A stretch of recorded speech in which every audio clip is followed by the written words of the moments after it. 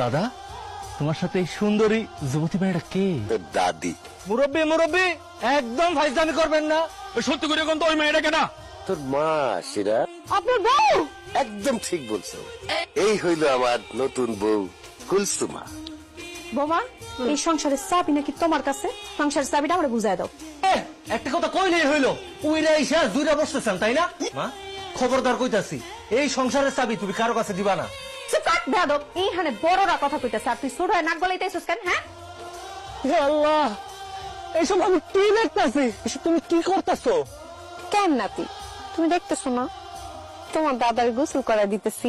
দাদি, তুমি কত সুন্দর যুবতী একটা মাইয়া, তুমি কেন এরকম একটা বুইরা খাটাসে গোসল করাইবা? খবরদার, আমার জামাইরে বুইরা খাটাস কইবা না।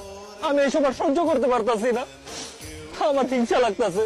আমার জামাইরে আমি গোসল করা দিতেছি, তোমার হিংসা লাগে কেন? দাদি, একটা কাজ করেন না, দাদারে গোসল করাইয়া দেওয়া হইলে আপনি আমার একটু গোসল করাইয়া দেন। খবরদার, ফালতু কথা কবি না। আমার বউ তোরে গোসল করে দিব কেন? জান, কেমন লাগতেছে আমাকে?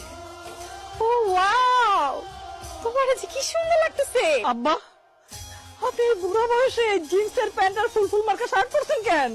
আমার জামাইরে আমি কইছি জিন্সের প্যান্ট আর শার্ট পরতে। দাদি, সাইকেলে উঠেন।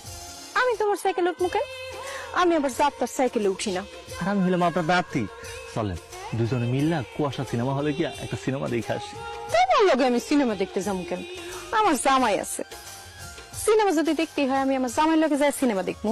এই যে, আচ্ছা দাদি, আমার মতো এমন সুন্দর হ্যান্ডসাম একটা পোলা আপনারা পড়াইতে পারতাছি না, কিন্তু আমার দাদার মতো এমন বুইরা একটা খাটাস আপনারা পড়াইলো কেমনে কোন তো? এটা গোপন ব্যাপার, তোমারে বলা যাবে না। কিরে শান্ত, কালকে রাইতে নাকি তো দাদির লগে তুই ঘুমায় আসিলি?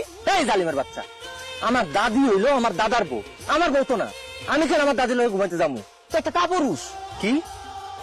আমি কাপুরুষ মানে? হ্যাঁ, অবশ্যই তো একটা কাপুরুষ।